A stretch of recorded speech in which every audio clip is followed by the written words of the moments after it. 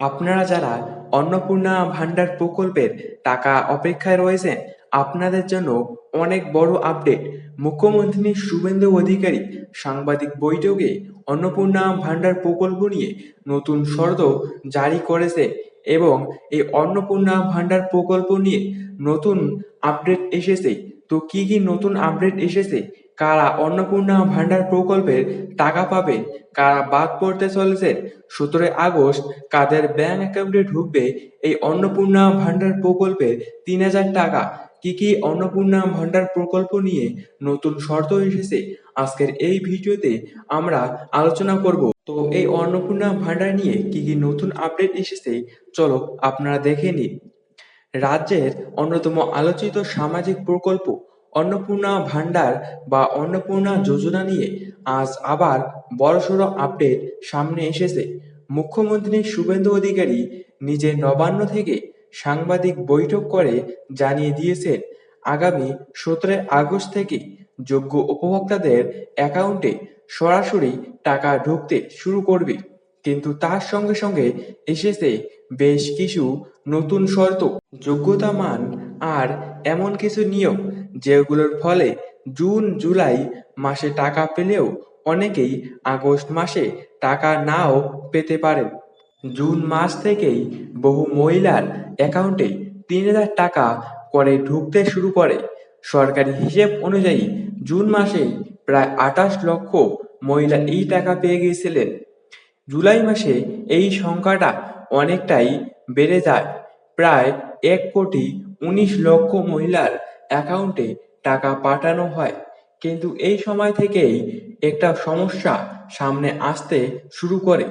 বহু যোগ্য মহিলা আবেদন করা সত্ত্বেও জুলাই মাসে টাকা পাননি বলে অভিযোগ ওঠে। পাশাপাশি যেহেতু প্রথম দিকে নথি যাচাই করাভাবে হয়নি, তাই কিছু ক্ষেত্রে অযোগ্য ব্যক্তিরাও টাকা পেয়ে গিয়েছেন বলে অভিযোগ সামনে আসে। এই বিতর্কের জেরেই সরকার আবেদনপত্র যাচাইয়ের প্রক্রিয়ায় নতুন করে কড়াকড়ি শুরু করে। এবার আসা যাক সবচেয়ে গুরুত্বপূর্ণ অংশে।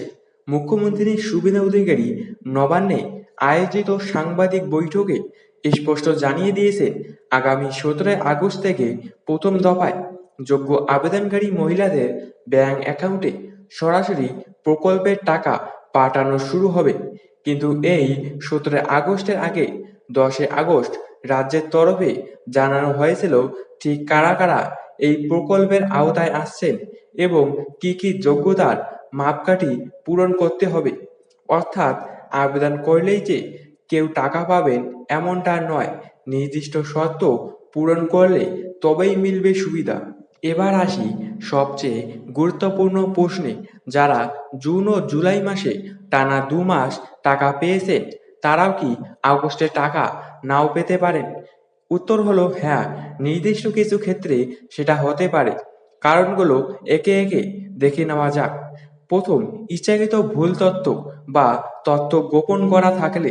যারা প্রকল্পের টাকা পাওয়ার জন্য আবেদনপত্রে ইচ্ছাকৃতভাবে ভুল তথ্য দিয়েছেন কিংবা নিজের প্রকৃত আয় বা সম্পত্তির তথ্য গোপন করেছে, তাদের অন্নপূর্ণা ভান্ডারের 3,000 টাকা বন্ধ হয়ে যেতে পারে।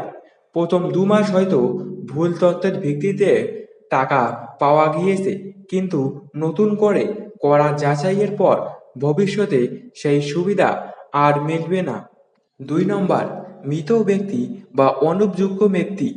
মুখ্যমন্ত্রী স্পষ্ট করে জানিয়ে দিয়েছেন, কোনো মৃত ব্যক্তি এই প্রকল্পে সুবিধা পাবেন না। পাশাপাশি যারা প্রকৃতপক্ষে ভারতীয় নাগরিক নন তাদেরও কোনো সামাজিক প্রকল্পের সুবিধা দেওয়া হবে না বলে জানানো হয়েছে। 3 নম্বর, ভোটার তালিকা থেকে বাদ পড়া ব্যক্তিরা। যাদের নাম ভোটার তালিকা থেকে স্থায়ীভাবে বাদ গিয়েছে এবং সংশ্লিষ্ট ট্রাইব্যুনালেও আবেদনও করেননি, এমন প্রায় 30 লক্ষ মানুষ আগে লক্ষ্মীর ভাণ্ডারের টাকা পাচ্ছিলেন, কিন্তু তারা অন্নপূর্ণা যোজনার টাকা পাবেন না বলে স্পষ্ট জানিয়ে দিয়েছেন মুখ্যমন্ত্রী। 4 নম্বর, এনরোলমেন্ট সম্পূর্ণ না হলে। অন্নপূর্ণা যোজনার সুবিধা পেতে গেলে নির্দিষ্ট এনরোলমেন্ট প্রক্রিয়া সম্পূর্ণ করতে হবে। যাদের এনরোলমেন্ট এখনো শেষ হয়নি, তারা এই প্রকল্পের টাকা পাবেন না যতদিন না প্রক্রিয়া সম্পূর্ণ হচ্ছে। অর্থ দপ্তর সম্প্রতি স্পষ্ট করে দিয়েছে প্রকল্পের সুবিধা ঠিক কারা পাবেন আর কারা পাবেন না। নতুন নির্দেশিকা অনুযায়ী শর্তগুলো একে একে বলি। আয়ের সীমা নির্ধারণ। আবেদনকারী মহিলার ব্যক্তিগত মাসিক উপার্জন 10,000 টাকার বেশি হলে অথবা বার্ষিক পারিবারিক আয় 12 লক্ষ টাকার বেশি হলে এই প্রকল্পের সুবিধা মিলবে না। অর্থাৎ এখন থেকে আয়ের একটা স্পষ্ট সীমা বেঁধে দেওয়া হয়েছে, যেটা আগে এতটা স্পষ্ট ছিল না। অন্যান্য সরকারি ভাতা ও ছাড়ের ক্ষেত্রে নিয়ম। সাধারণভাবে যারা অন্য কোনো সরকারি ভাতা পাচ্ছে তারা এই প্রকল্পের আওতা থেকে বাদ পড়বেন। তবে এক্ষেত্রে ব্যতিক্রমও রয়েছে।